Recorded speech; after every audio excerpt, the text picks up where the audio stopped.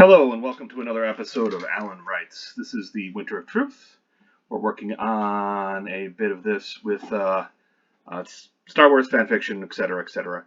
I've just recently had a talk with some of my fellow writers. If you don't have a writers group, you should get one. There are all sorts of writing groups around, and they're just people that you talk to about whatever you're working on, and you get some feedback and you get some advice sometimes. And it's all good. It's all good. For this one, they had a lot of questions about who Finara was, and I had realized I hadn't really developed her as an individual, as what she looks like and how she acts, and some of her the other little bits and pieces that make a character a character. Love coming in early. Coming in. All right. Because we don't know who she is. I love coming in early to design the Empire's fighting vehicles. It was quiet on the design floor. The what did they call that?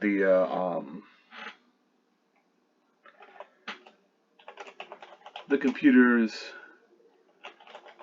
barely humming.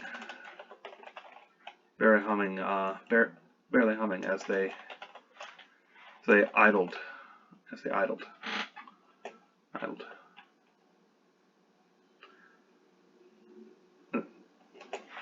Barely hummed as she passed them by.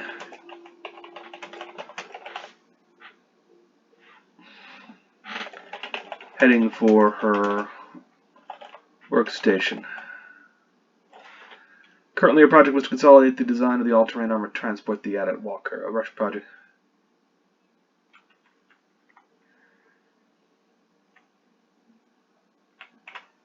Alright. She poured herself and now I have to have a moment where she considers what she looks like. And I took a moment for herself.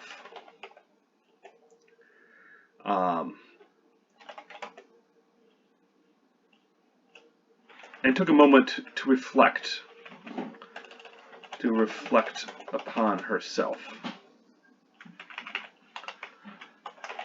Everything seemed in order.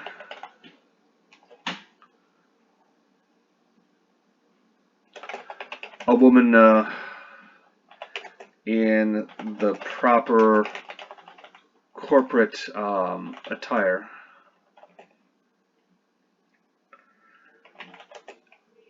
Dark pants and blazer. Dark pants and blazer with a white shirt with a white blouse beneath, as befitting her station as a senior engineer.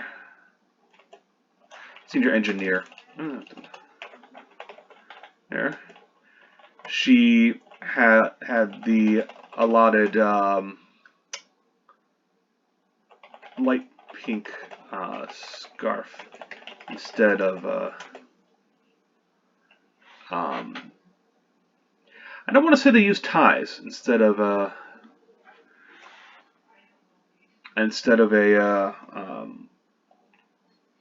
man's working collar.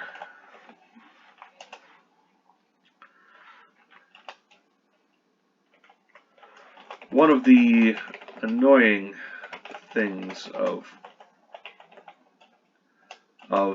being at the top of her, being at Kuwait Yards,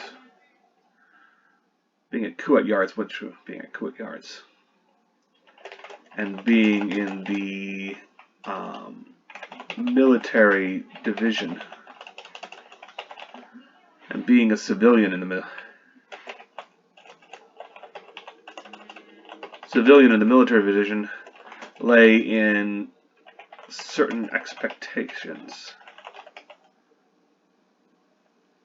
lay in certain expectations. She had to look good, or she wouldn't be taken seriously. She had to look good, or she wouldn't be taken seriously. Her hair was still dark from the latest dye job, and as straight as she could manage it. Blonde curls did not become a professional.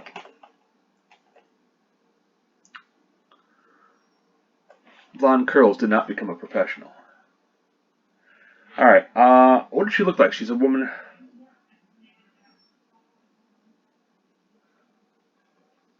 Well, what else are we gonna key on? Morning carafe, morning routine.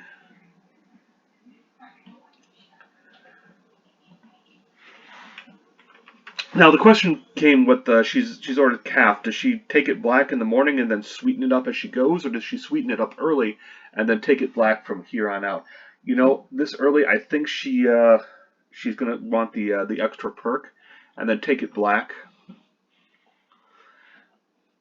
So too with her calf.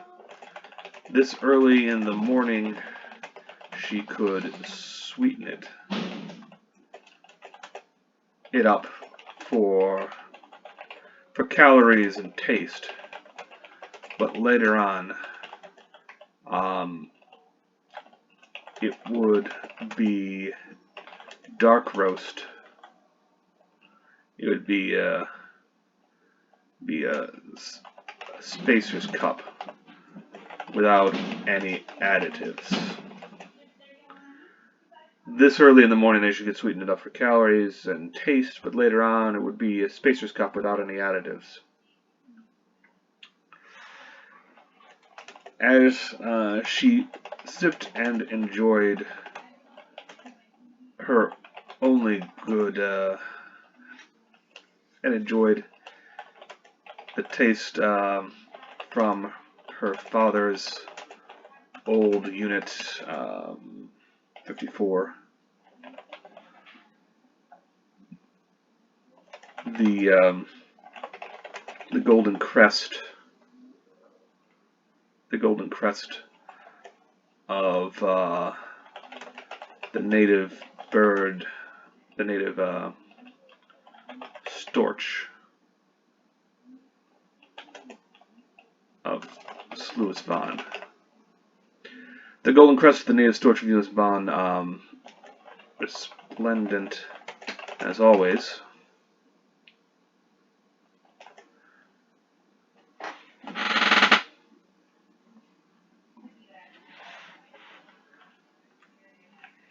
The schematics for the popped up. Apparently she had forgot to shut her station down last night. To fully shut. Completely shut. Alright, so we've established that she hides a lot of what who she really is, in order to become a professional engineer.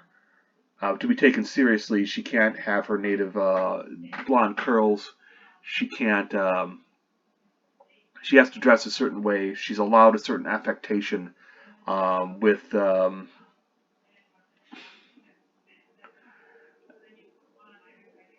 She had the allowance instead of a woman because people expected to see that in those certain. Lay in those certain expectations. Okay, there we go. So she's hiding a lot of who she really is. She's transformed herself in many ways for the job to do this, and we can see this hopefully. And this will develop as she goes on, because on Hoth she isn't going to have access to the dyes that she used for her hair or the straighteners, let alone etc., etc. And she's going to become more herself. as time goes on, and we'll see where that takes us. All right, so we're just gonna do we got chapter 4. All right, so this happens a lot. You're gonna revise stuff as you go on. The important thing is not to get mired in the details. In some cases, you'll want to compile a document at the end and be like, okay, I'm going to redo these things later. Again, momentum can be all important when you're writing. If you stop for too long, you may end up never finishing, never resuming. Because that's the way.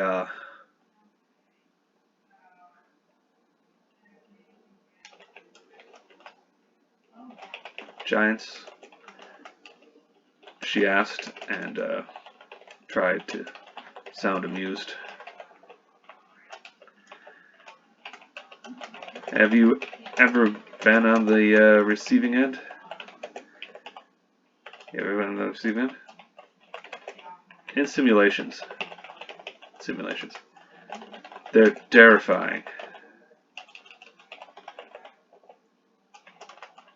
I know. I designed them. They're supposed to be terrifying. They're supposed to make you... They're supposed to be terrifying. Well done, Kent replied. But, I didn't give up. Neither did. And neither did my platoon.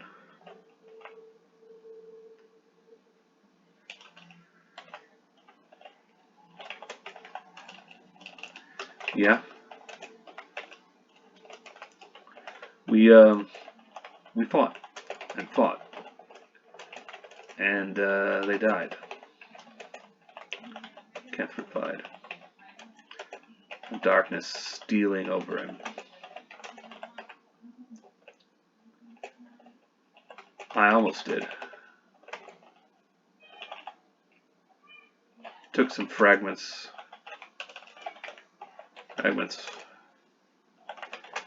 They, the medics got me out.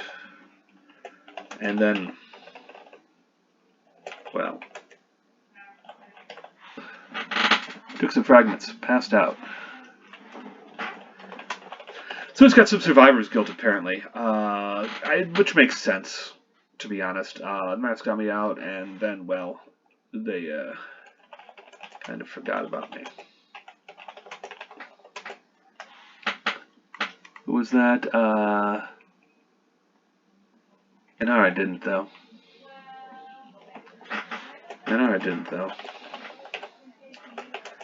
And so, here we are.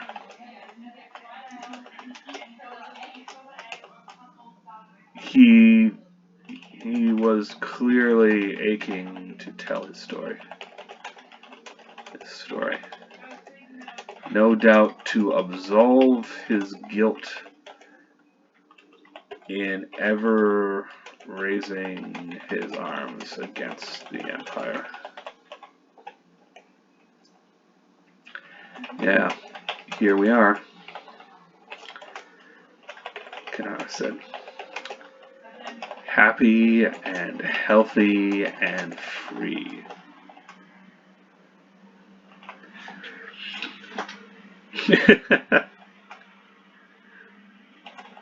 Got that last part right.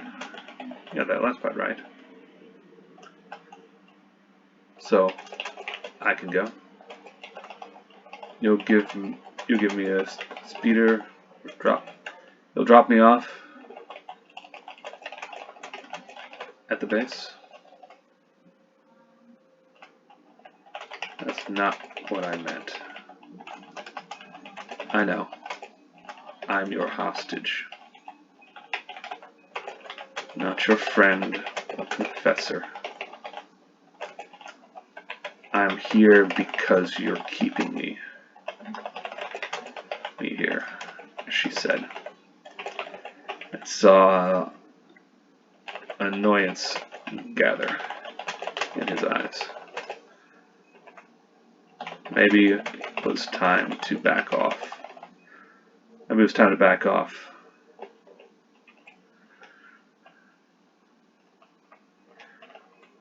When pressed, most people wouldn't agree. Wouldn't just switch loyalties. Wouldn't just switch loyalties. Oh, it happened, but it happened back in the Clone Wars. Back in the Clone Wars. But usually it was because they'd been thinking about it for a while.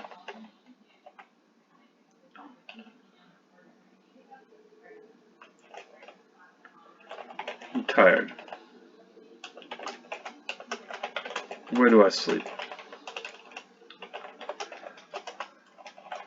Well, that's a question. Kent admitted.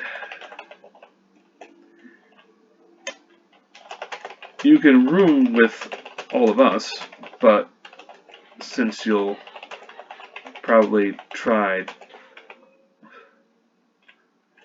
where it is a little warm, but since you'll probably try to escape or kill us or knife us or sleep, don't have a knife. And he's not really going to respond to that. Don't have a knife. You'll be off on your own.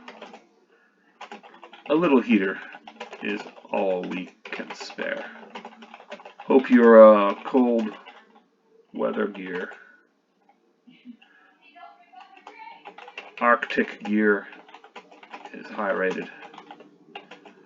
You might lose some toes, he said, and seemed to regret that possibility. She had to ask, "Why are you fighting? Why are you fighting? Why are you fighting? You're not... Why? You out here."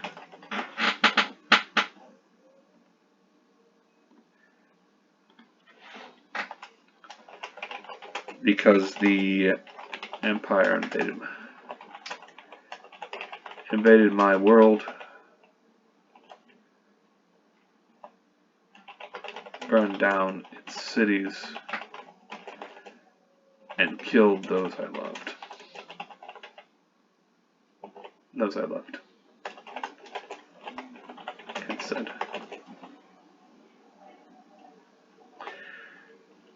You probably didn't hear about that though. You probably didn't hear about that though, because they didn't want you to. Lies, Finara replied.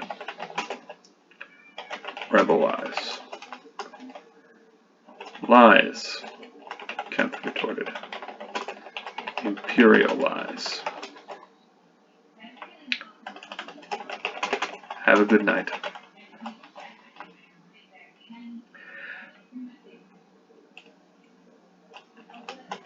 Let's get you settled for the night.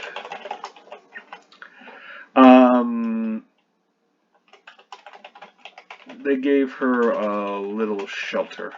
Alright, they gave her a little shelter. A kind of pup tent.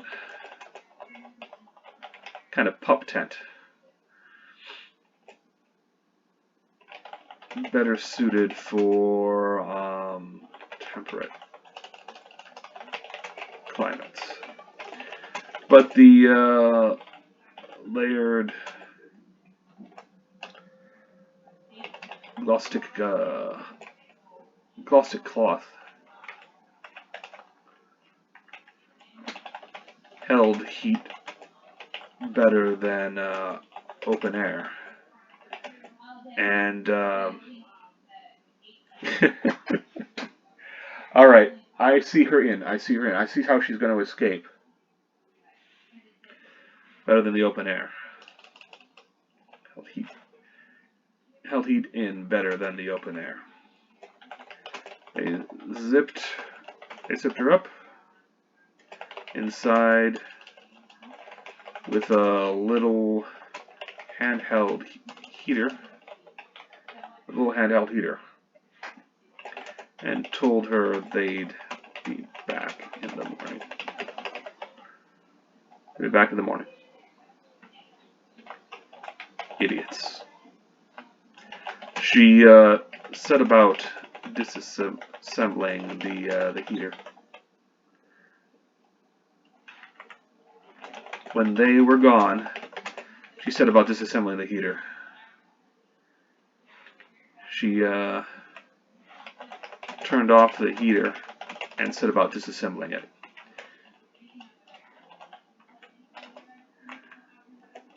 Without tools, she had to use her fingers, but the design was intended for just that sort of thing. Not everyone carried around a driver in their pocket.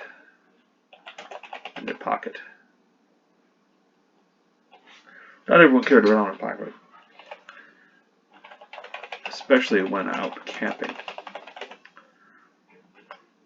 Alright, so what's inside this? It's going to have a heating element. It's going to have various bits and bobs to dissipate the heat. She can certainly make herself a knife to cut through the pup tent.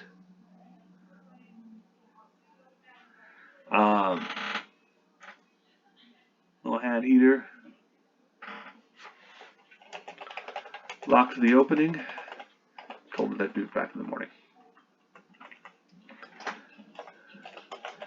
There were the heating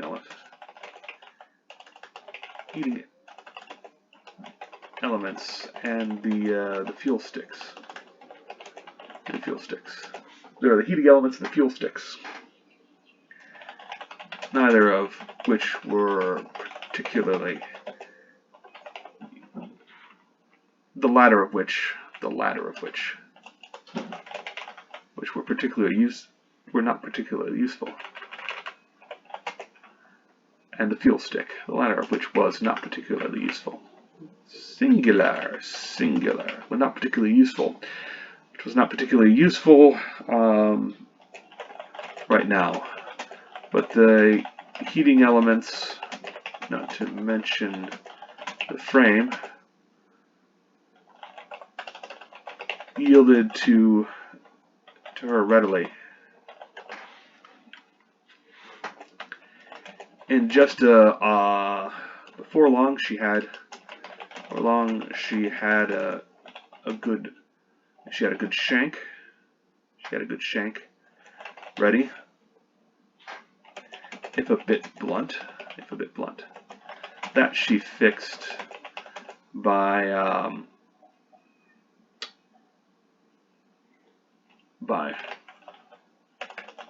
sharpening it up with a series of sleek strokes against the outer frame. The container, the heater's outer frame. When she was ready, what did I call that fabric? Something with a G. Glostic fabric. Does she need to use a fuel stick here?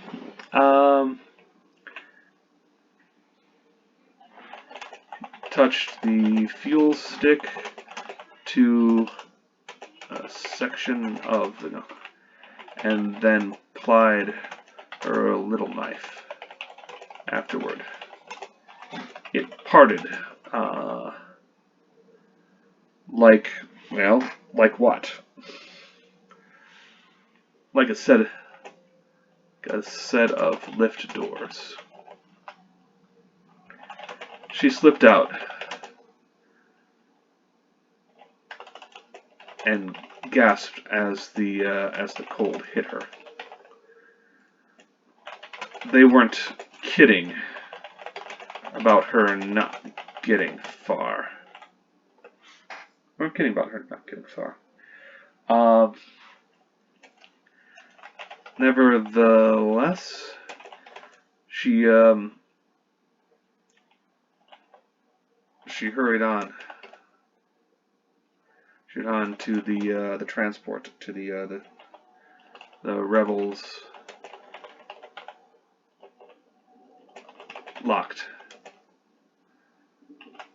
An electronic lock. A physical lock.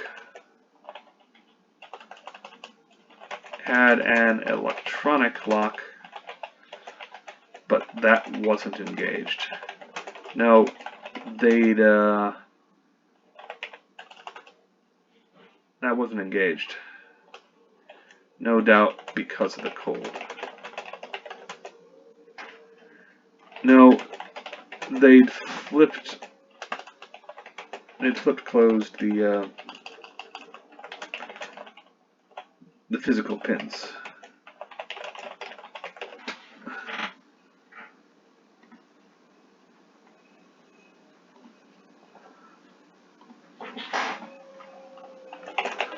And clapping from the back. Clapping from the back of the cave.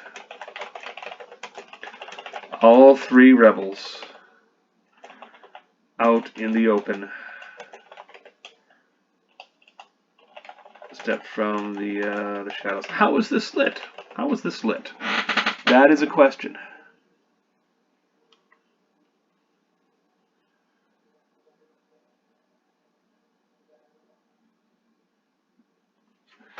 I'm kidding about her not getting far. The entire cavern was getting another layer of ice. It was getting another layer of ice. The some kind of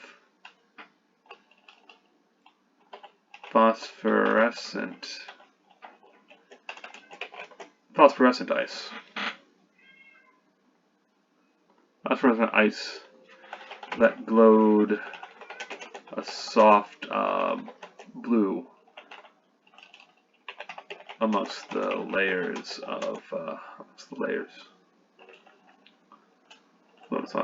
within the frozen depths. The frozen depths? Frozen depths. Interesting life cycle here. Even down in these caverns.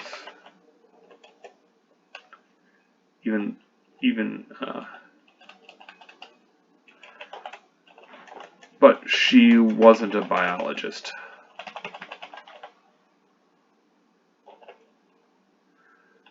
And she wasn't here for science. The rebel speeder lay parked nearby. The rebel speeder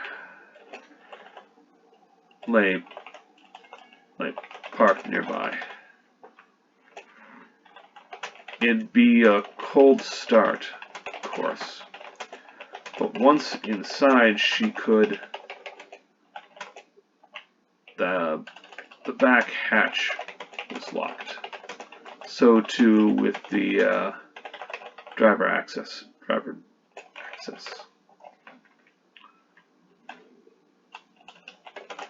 Both had an electronic lock, but that wasn't engaged. No doubt because of the cold.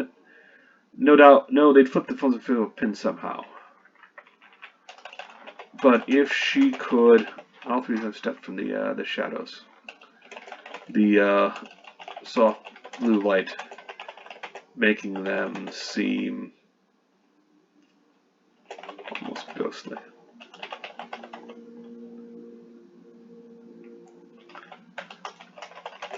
Well done.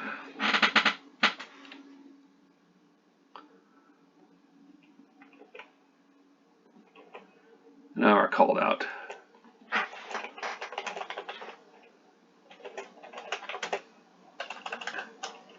Just as clever as we thought. But now we'll have to sedate you. The night. And that means you'll be losing a few toes. You'll probably be losing. You'll probably be losing a few toes. Maybe fingers. Hard to say.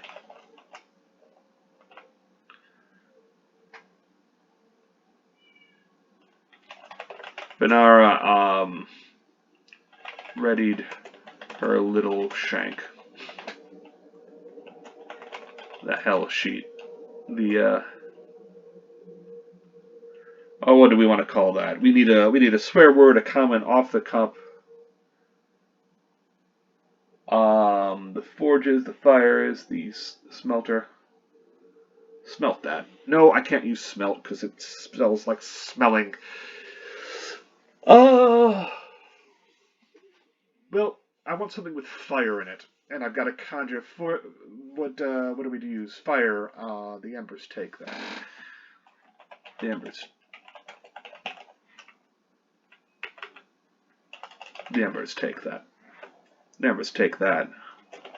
He wasn't going to lose his fingers. Telok would never let her hear the end of it. Oh, we had a bit on Telok, her boss, who had lost several fingers during the war from shrapnel and had his hand mangled, and then elected to basically have the entire hand removed and replaced by the cybernetic limb. Because, you know, don't be a cripple. Part of the empire, you know.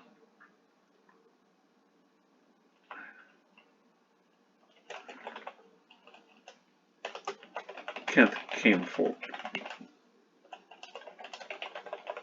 Stepped forward. His rifle up and charged.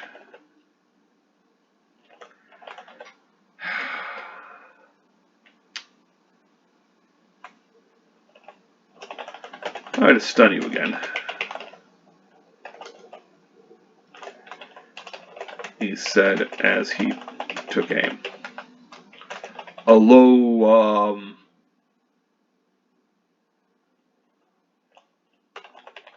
something grated on the ice. Something grated on the ice. The ice nearby. A wall shook. What the frick was that?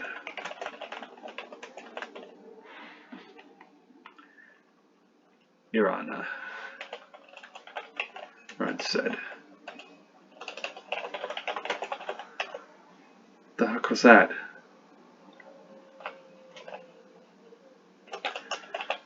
No one had an answer. No one had an answer. A low growl reverberated through the a low growl.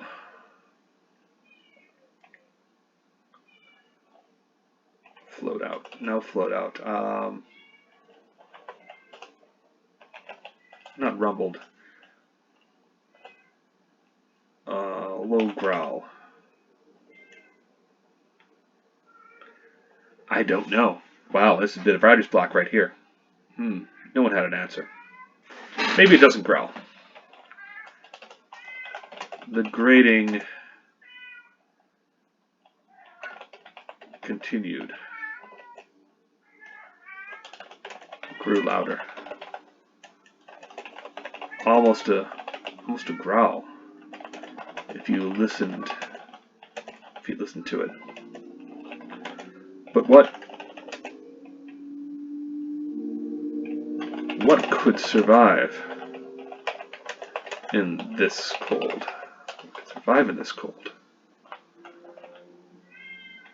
It's a wampa.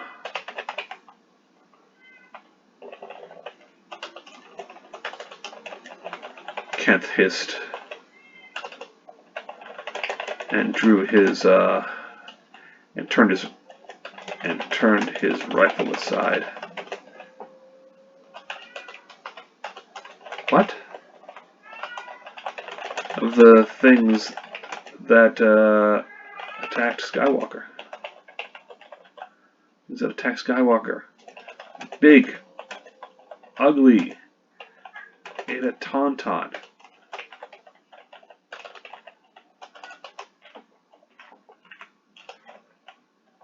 I don't know how to spell tauntaun. Does the spell check program does? Great. What?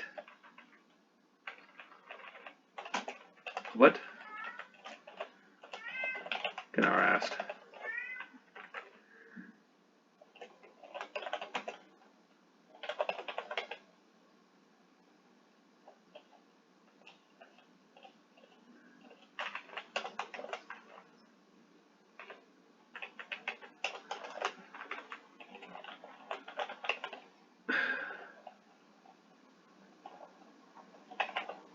Said, pulling her own blaster pistol out from the recesses of her winter jacket, of her heavy jacket. One of those? A what?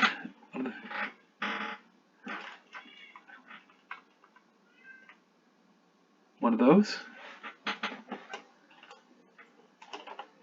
Skywalker. Oh my. He'd been here on Hoth? Incredible. The Imperial victory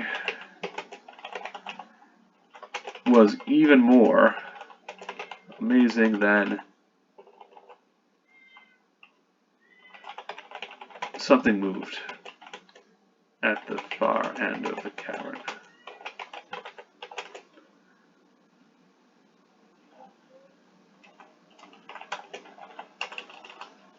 At first it was hard to... a shadow amid a shift of white amid the ice. It was big, and it was moving fast. Finara darted for the speeder's hatch.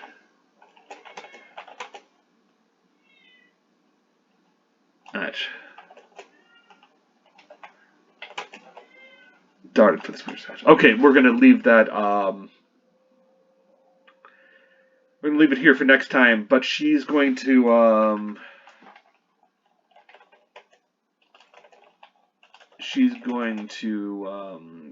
have to pop the lock somehow while the others fight. The wampa, not wanting to face blaster fire, focuses on Finara once she's inside, trying to open up the speeder even as she powers it up. She jets out, dragging it, damaging speeder. She wouldn't get far anyway.